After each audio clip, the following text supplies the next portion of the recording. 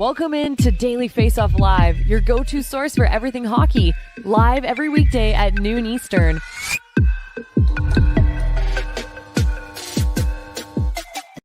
Welcome in to a Tuesday, October 10th edition of Daily Faceoff Live. I'm Tyler Yaremchuk. He is Frank Seravalli. The show, as always, is brought to you by Betano. And for our Canadian viewers, we hope you had a fantastic long weekend. To our American viewers, we hope you had a good Monday. Frank, you had a good Monday. You're out in Pittsburgh. How's it going? It's good, yeah. Here for Connor Bedard Mania, which begins tonight against the Pittsburgh Penguins for the Chicago Blackhawks. The 18-year-old phenom making his debut. But, man, can't believe the season's here. It feels like the longest preseason run-up after 748 days. God said, let there be real hockey. And so tonight they will play. Yes, it is exciting. A solid slate as well to kick things off in the NHL, but it's highlighted by the debut of Connor Bedard. So let's throw 2 minutes and 30 seconds up and dig into exactly that. The reason why Frank drove across the state of Pennsylvania to go to Pittsburgh to see this guy in action in his first regular season game. Connor Bedard didn't score a goal in his first 3 preseason games, but like you said, Frank, preseason hockey doesn't matter at all. It all starts tonight for Bedard. What's the buzz been like in Pittsburgh and around the rink, Frank, as you start to cover his big debut? It's actually been electric. The Pittsburgh Penguins media request wise, it's been close to the level of a Stanley Cup final. That's how many people are expected to be in the press box to see Connor Bedard make his debut against Sidney Crosby. And look, I think a lot of people, myself included, are expecting big things. In my 32 bold predictions, which we'll get to in a second, today on dailyfaceoff.com, I said Connor Bedard, 100-point debut season. Hasn't been done since Sidney Crosby in 2005-06.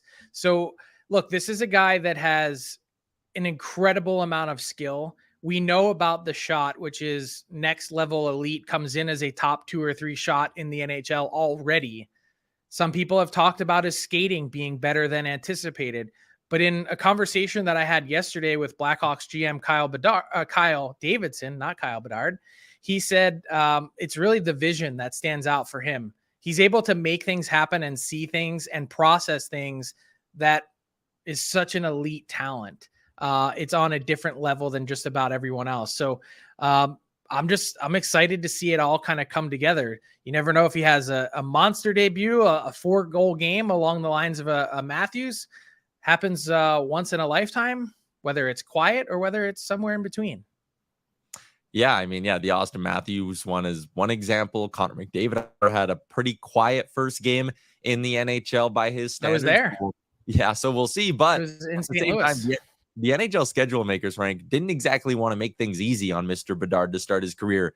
You're in Sidney Crosby's house tonight. Then you got back-to-backs to go up and play the Boston Bruins. You're in the Bell Center on a Saturday night to face off against the Habs, and then a Monday nighter in Toronto. That is quite the gauntlet to start his NHL career. Welcome to the NHL. If Marc-Andre Fleury didn't welcome him enough last week with that trip in the preseason shootout, this is a pretty good way to get your feet wet. And I'm just excited to see he's handled everything perfectly to this point. All the expectation, the attention, the cameras, the Pat McAfee show appearance on Monday in the car. I mean, this kid has been able to do it all, and he's handled it with such grace. It sort of reminds you a little bit of Sidney Crosby and Connor McDavid a little bit in terms of how he's handled all that. Yeah, nothing makes my eyes roll harder than when players like Bedard in training camp go, well, I just want to make the team. I'm going to focus on making the team. And it's like, I'm pretty sure you're good, Connor. You want to hear the best part about that? I actually asked Kyle Davidson yesterday, like, did you roll your eyes at all when Bedard was saying like, oh, if I make the team? He was like, dude, I told him before training camp started to go buy a place. Like, he's like, there was never even like a question of if he was going to make the team. Like, this was the plan all along, and he knew it. Yeah, so Regina Pats fans, I don't think you're getting him back after his 9-game trial. I think Connor Bedard is going to stick. For those wondering when he'll make his home debut in Chicago, it comes on October 21st. And again, they're not making it easy on him. The defending Stanley Cup champions are rolling into the United Center in the Vegas Golden Knights for a Saturday night matchup. So that should be electric as well. Must-watch TV tonight as Bedard begins his career against the Penguins. You hinted at your bold predictions, Frank. So let's take a few minutes here and dissect a few. You gave me a little sneak peek yesterday, so I got to pick through, see which ones I really wanted to come at you about, but they are up now at dailyfaceoff.com. We're going to start in the East, and you have a team who made the Stanley Cup Finals last year, missing the playoffs this season. Explain to me, do the math for me, show your work. How are the Florida Panthers not going to be one of the best 8 teams in the East? Okay, so I don't know if there's really that much math required. Like, let me remind you that last year they were the 8th seed that had 92 points that actually lost their way into the Stanley Cup playoffs and went on a run to the Cup final. So no one was really expecting the run. But for me, when you look back at last year's season for the Panthers, who scuffled and were like 7 points out of a playoff spot last Christmas, they got such incredible production from someone like Brandon Montour's 70-point season. He's out until what GM Bill Zito described this week as a December 15th timeframe. Same thing with Aaron Ekblad. And so when I look at this Panthers team, I was saying they're already pretty top heavy, meaning they're not balanced really that appropriately on the salary cap. They've got high end forwards, and then their defense is really kind of just run of the mill, especially with those 2 guys out. So when you take a look at their defense core, I'm like, holy smokes, that for me, can they hang on until those guys get back? Maybe they could still be in the mix, but if not, you're really asking a lot of Sergei Bobrovsky and Anthony Stolarz, who's their backup, not Spencer Knight, to start the year. Yeah, that was something you hinted at last week on the show, was that Spencer Knight could see some time in the American League as they look to get him some reps. That is exactly what ends up playing out this time of year. I was going to say, tell me what, like, I wanted you to look through the bold predictions and tell me what you think is trash. Cause there's invariably, when you make bold predictions, that's how it works. Yeah, I didn't see a lot in there that I thought was straight up trash. Like, I do kind of agree with you on the Florida Panthers one. Like, I don't think that roster is that good, and they were a hair away from missing the playoffs last year. Didn't go out and get better. Yeah, like, they could very realistically miss. 50 goal scorer Cole Caulfield, I had some beef with, if we're sticking with simply the Eastern Conference here, because I don't think there's enough there, Frank. Like, how often do guys score 50 goals on bad teams? That's going to be a bad team. Yeah, I think first off, the Canadians are probably going to be a bit better than you give them credit for, because their offense is actually pretty good. It's their defense that really struggles. Look, he missed half the season last year with a shoulder injury, but the games that he did play, he was on a 46 goal pace. So it's a big jump in terms of overall number and consistency and health and all those things. But production wise, it's really not that big of a jump. In fact, part of this bold prediction process, anonymously, I solicit GMs and executives around the league, asking them for their bold takes.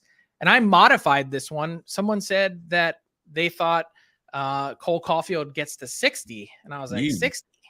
Whoa. But I don't know. I felt a little bit more comfortable toning it down to 50.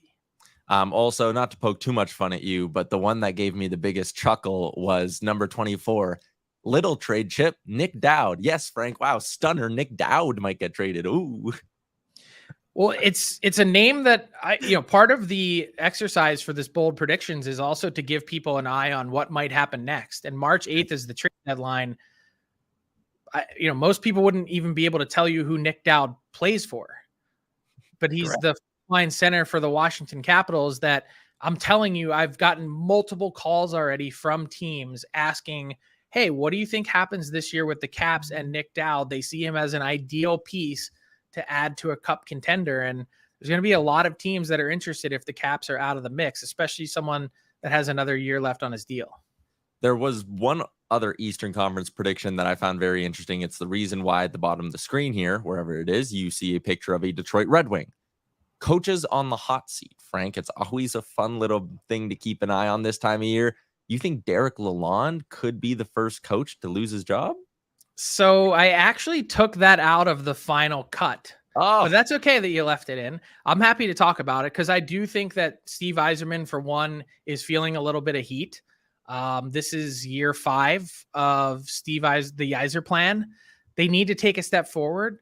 I also think that he was probably pretty unhappy with how last season, not just last season played out, but the comments that Lalonde made when he was on TV for Sportsnet during the playoffs that the Lightning had to come out and refute. I think he was probably not thrilled to be in that situation, and not to make too big a deal out of that, but it's pretty rare to see second-year coaches end up getting the gas pipe. So I doubt that it happens. I wasn't bold enough to put that in. But what's really interesting about this year on the coaching front is I don't think there's that many guys that enter the year on the hot seat that it was kind of hard to pinpoint one in particular.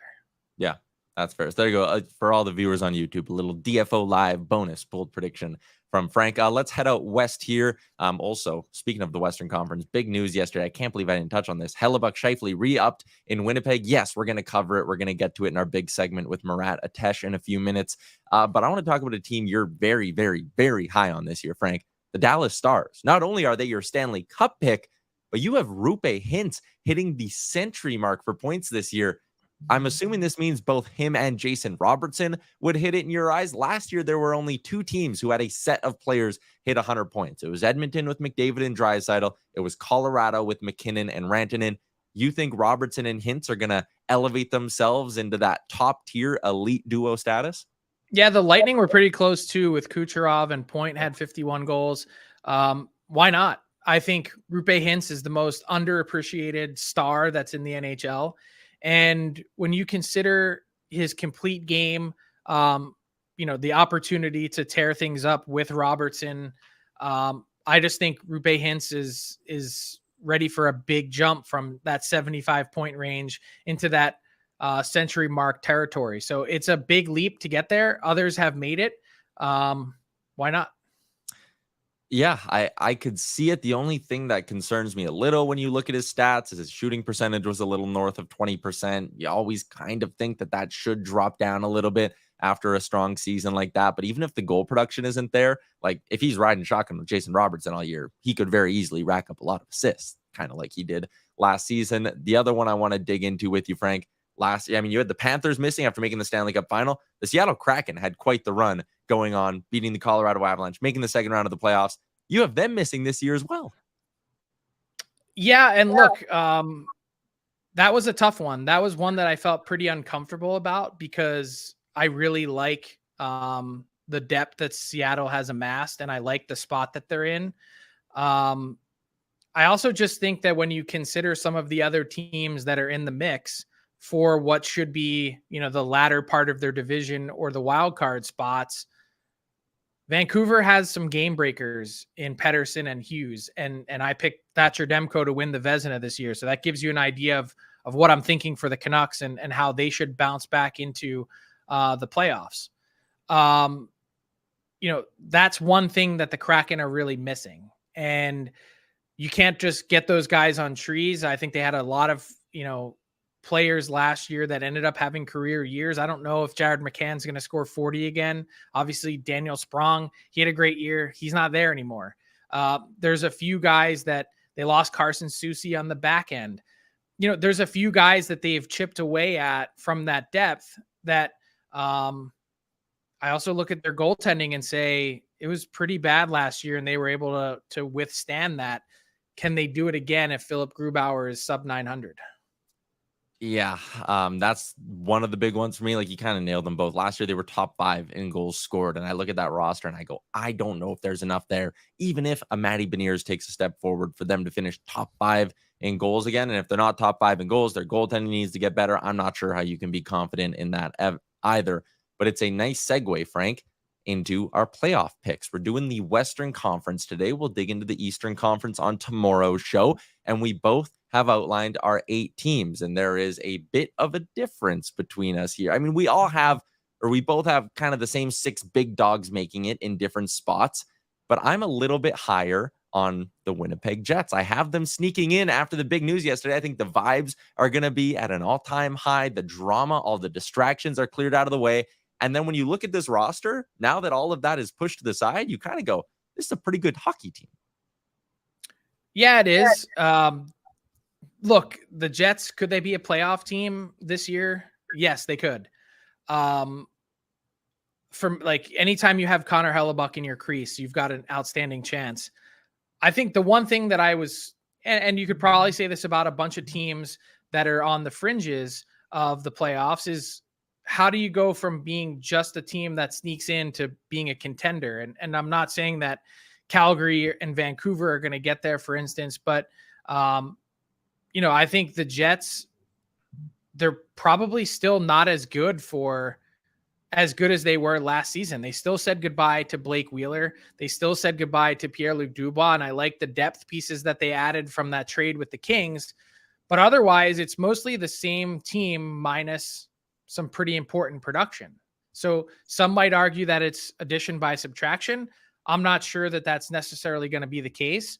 And I just happen to like where Vancouver is heading. I like where Calgary can bounce back to. I think for all the things that went wrong last year for Calgary, they only missed by 2 points. So I think they're right there in the mix. Yeah, it's easy to kind of forget how close the Calgary Flames were, and that's why I have them bouncing back in. At first, maybe a couple of weeks ago, I was like, are just the good vibes of no longer having Daryl Sutter around, is that going to be enough to get them in? But then I remembered, well, all they really need to do is improve by a couple of points, and if Jacob Markstrom's better, it's very easy to see how they could do that. So I like that. Quickly, before we get to our big segment with Murat Ates, is there one of the big dogs, and I'll say Colorado, Dallas, the three in the Pacific, and Minnesota as well, do one of them appear to be more volatile than the others to you? Yeah, I would say if I had to pick one of those six, I would say Minnesota is a little bit vulnerable. I think they can get a better year from Kirill Kaprizov than they got last year. I think there's been some change on their defense. Spurgeon is out to start the year. That's a tough few weeks to start. Matt Dumba is not back for the first time in forever. They need a lot, and they're asking a lot of Philip Gustafsson to go out and do it again. For the Wild, it's all about withstanding these 2 seasons, this year and next year, while they have all this dead cap money, and then they can vault into that contender category. If they can do it again, I think it's really the mark of a good team and a good core that's missing some support pieces to be able to do that. Should be an interesting season in the West. Our Eastern picks coming tomorrow. Also, our awards picks coming tomorrow as we continue to preview a season that starts tonight. Let's move along to our big segment of the day. It's the All 32 with Murat Ates. The All 32 is brought to you by Betano. Yes, there is hockey that you can wager on this evening over at Betano. The game starts now at betano.ca, 19+. Please play responsibly. Murat Ates covers the Winnipeg Jets for The Athletic. Very excited to have you on the show because there is some very big news to talk about, Murat. And from outside of Winnipeg, like, this is a complete stunner. I could not believe this when I saw it come across my Twitter yesterday. Is it as big of a stunner in the Winnipeg market? And also, could you maybe shine some light on what changed and allowed these sides to all come together? Yeah, it's huge news. It's massive news to extend Connor Hellebuyck and Mark Scheifele 7 years. Each of those starts at the beginning of next season. And I got to tell you, when we started the off season, there was a lot of question marks about what these guys' futures would hold. There was a sense that Pierre-Luc Dubois was on his way out. Blake Wheeler was on his way out. Well, what about those next 2 foundational pieces, Hellebuyck and Scheifele? And I think at some point in the summer, something may have changed with respect to those players, because you had a public change in stance from the Jets where Kevin Cheveldayoff was going from, we need to assess everything, to, well, hold on, guys. If we lose those 2 players, it's an awfully big hole from our team. I wonder if that's trade market related. I wonder if that's just a response to finding out that, hey, these guys are actually interested in signing. And then by about summer's end, the Jets' verbal was all, and whether that was Mark Chipman, whether it was Kevin Cheveldayoff, it was, we're a win now team. These guys are very important. And that's when the thought, the possibilities, and even a couple of rumors about extensions began to build. But even when I woke up yesterday, I don't think that I thought it was as pending as it was, and that the news was just around the corner. Murat, it's such a fascinating situation that the Jets are in right now. And I think you see this Hellebuyck extension at an exact moment in time when a lot of teams are moving away from paying goalies big money and big term.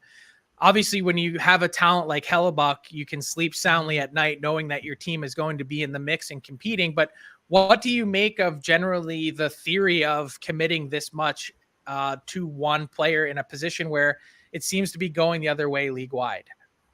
Yeah, you see that. I think over the last 4 or 5 years, a lot of the top teams move to a tandem or a 1A, 1B situation, even when they've got a lot of quality in those positions.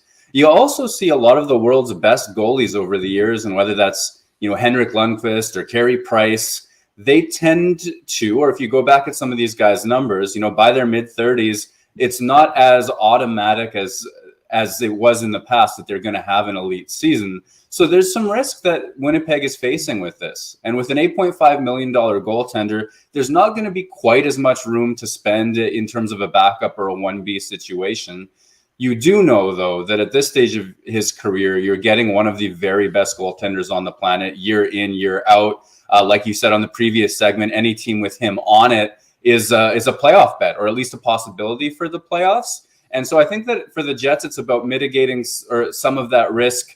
Right now, Laurent Brossoit is an unbelievably affordable backup and, a plus goaltender at that position. But as the years go along, they're going to have to be very smart with their bets to sort of augment Hellebuyck, make sure he's not playing 65 games every single season, even if he is their clear-cut number one, because they want him to be around for the long haul. And like you said, there is some risk to it. What about the risk involved with Mark Scheifele? I mean, this contract's going to kick in when the guy's 31 years old. Is Scheifele the kind of player who can continue to be productive into his late 30s? Yeah, the last time we were having this conversation in Winnipeg, it was about Scheifele's mentor, Blake Wheeler. And I don't think it should be lost on anybody that one of the reasons the Jets have the cap space and the flexibility to make these big bets on these guys right now is because they bought out Blake Wheeler this summer. And just before he turned 37. Well, these guys are under contract now until they turn 38. So they're betting, when you get to the back half of these guys' contracts, Scheifele especially, I think, it's tough to project actually positionally. But when you get to the back half of these guys' contracts, there is a substantial risk that you're paying for performance that you're not getting at that stage. And Winnipeg has just seen it. In Scheifele's case, the optimist would point to the way he generates his offense. He's very good at protecting the puck along the wall. He's a hockey IQ guy. He's a vision player. There are players like that who have maintained high assist rates late into their careers. Blake Wheeler would be one of them. Joe Thornton would have been the best of them. I'm not sure if Scheifele's quite in that tier of offensive player, but there's some stylistic similarity in the way he comes off the wall. But I think we've all seen aging curves, and they tend to hit hard around 34, 35. And as much of a hockey nerd and a preparation freak as Scheifele is, and he should get credit for that. It's tough to bet against Father Time in the long run. Love the insight, Murat. Enjoy covering the season out in Winnipeg. We look forward to chatting with you throughout the year. Ooh. Thank you very much. Thanks for having me, guys.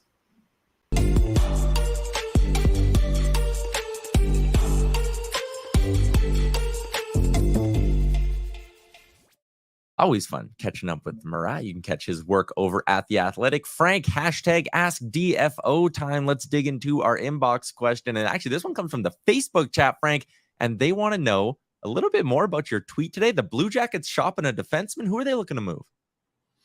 Yeah, so that's actually a fascinating answer because the truth is the Blue Jackets don't know. They're open to seeing and trying to gauge the value of a number of different guys on their roster. I think the guy that they'd probably be most interested in trading is Boqvist, but I don't know if they'd have necessarily gotten the interest that they want. Jake Bean would be on that list. I think Andrew Peeke would as well, probably in that order. But the real truth is wherever the Blue Jackets believe they can find or mine the most value is probably where they're going to make a move as they look for some flexibility. Yeah, I mean, you look at who they have listed right now under cap friendly for their roster. Werenski, Severson, Provorov, Goodbranson, Peeke, Boqvist, and Bean. Tim Burney's unsigned, and they're itching to get a guy like David Jiricek in that lineup sooner rather than later. Yeah, I'd imagine, any of the young guys that they have that are percolating are probably in a spot where it's like, hey, if we can also create some cap flexibility as well, probably a good time to do it. Teased earlier in the show that tomorrow is going to be our awards picks, Frank, but I honestly feel like we can kind of knock three of them off the board with one question. Look at you, you go-getter. Well, Connor McDavid wins the Art Ross, the Hart, and the Rocket Richard last year. Which one is he least likely to win this year? Probably the Rocket Richard, but I don't even know if that's true. Like if you had to pick one, that would be it. Maybe you get Pasternak or Austin Matthews has a ridiculous season or someone that comes and knocks him off of that pedestal, I still think, as one of my other bold predictions was, not only is Connor McDavid the third fastest player in NHL history to 1,000 points, which, by the way, he starts the season 150 away. It's that he also goes back-to-back scoring 60 goals. The first guy in the NHL since Pavel Bure in 1993 and 4. It tells you how hard it is to do. But I just look at his season last year and how easy, ridiculously easy it seemed and effortless for him to score goals that, I don't know, I think that's going to continue. Winning the Hart Trophy in 2 of the last 3 years, do you not think maybe there'd be a little voter fatigue? If he just matched what he did last year, 154 points, are people still going to look at it and go, yeah, MVP caliber, or will voters maybe start to make a case for someone else?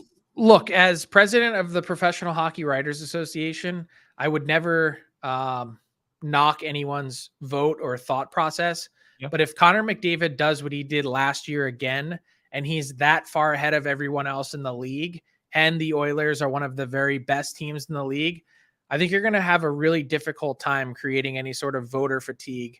That's not what this is about. It should be about recognizing excellence, and that's what Connor McDavid has consistently been. There is hockey on tonight, Frank, which means there are odds for games happening up on Betano. So let's dig into what I like this evening on Betano. We were going to talk about some future stuff, but we'll save that for tomorrow because your bold predictions had a couple of bets in there as well, specifically when it comes to the awards. But here's what I like tonight, Frank. A little double over parlay. Now, both these games are set at 6.5. I'm going to knock them down a goal to 5.5, play them together, and get it at a nice plus 146. The Tampa Bay Lightning don't have Andrei Vasilevsky. That right there tells me they're probably going to give up a couple of goals tonight. I don't think the Lightning are getting shut out on home ice on opening night either. It's easy to see how we can get to 6 goals tonight between the Predators and the Bolts. And then in Chicago and Pittsburgh, I think the Chicago team's going to be itching to get the offense rolling early. And I don't know. I don't love their goaltending, obviously. Pittsburgh at home, they should score a few. I don't know. It's the first game of the year. There's no stats to back any of this up. I'm betting purely based on vibes with this one. I like a couple of shootouts in in Tampa Bay and in Pittsburgh. And also, hey, the only one that's making me nervous is Nashville. I think that's a team that's going to struggle to score this year. So Tampa's probably going to score, as you mentioned, having Johansson and net, probably going to give up a few goals. Probably easy to see your way to 5.5 or 6. But what about taking the late game though and doing the same thing with that? Between Seattle and Vegas. Yeah. I mean, Aiden Hill, I don't know. I just don't think Jonas Johansson's going to be even if Nashville's in good offensively this year, tonight against Jonas Johansson, they should be able to get a few, which is why I like that one a little more. All right. Let's see. And then let's make your record 1-0 heading into the new season. I'm also taking a shot prop tonight because I love taking shot props. I'm going with the over for Nikita Kucherov. He had at least 3 shots on goal in 52 of 82 games last year. He averaged 3.3 a game. This line is 3.5, but I think first game of the year, everyone's fired up. He'll be throwing plenty of pucks on net, and you're getting this thing at minus 102. I remember plenty of points last year where this line was like minus 150, minus 160. It wasn't even worth betting. So if you can give me Kucherov at 3.5 at a close to even money price tag, I'm going to take it early in the year, Frank. So those are my 2 The shot prop king is back. We hope. Let's wrap up the show with a little garbage time. What do you got? The NHL has banned players from using Pride tape this season. And that was a story that came out on Monday throughout sports, and a really important story. Now, I'll say this. I was actually on board with the NHL moving away from Pride Night jerseys and specialty jerseys for this season. And the reason for that is, one, because it was drawing negative attention to what should be really positive causes. And 2, it reduced players from having individual choice. It eliminated that. If you don't want to be part of something, there's nothing in this country that says, or in your country that says that you should have to do that. And so freedom of expression, I think, is important. And this is just my own personal take. But the same thing applies here. Freedom of expression should be important. If you feel like you want to support whatever initiative it might be, in this case, gay pride or whatever it might be, using pride tape on your stick, the NHL rulebook says really clearly that tape of any color can be used on a stick. I'd just like to see someone at some point this year step up and use pride tape and buck the trend, go against the rule, and see what the NHL has to say about it. Because if you want to take a step forward and make a statement on your own, you should be allowed to do that as well. Yeah, I saw a lot of people who were for this decision, I guess, saying, well, it's just the NHL staying neutral. And it's like, well, no, this isn't staying neutral at all. This is banning something. So it's quite almost the opposite of being neutral. Like, if you want to be neutral, just say, hey, we're not going to mandate it. But if you want to wear it, have at her. That's what this should be. I couldn't believe this when I saw it yesterday. Yeah, the NHL is going backwards. And I just think when you make a decision like that, you're sending a pretty strong statement that the phrase that you've been using for the last number of years, hockey is for everyone, just isn't true. So didn't want to make too big a deal out of it, but just wanted to voice my opinion that freedom of expression, I think, is key. And when you take that away from people, I think that becomes a dangerous thing. 100%. All right. Tomorrow, we're going to be breaking down Connor Bedard's debut. We're going to be talking about the first night of NHL hockey, getting ready for a 6-game slate. Frank, the shows are writing themselves at this point. It is a good time of year. Enjoy the debut tonight in Pittsburgh. We'll chat again tomorrow. Thanks for tuning in to Daily Faceoff Live. Make sure you hit the subscribe button to never miss an episode.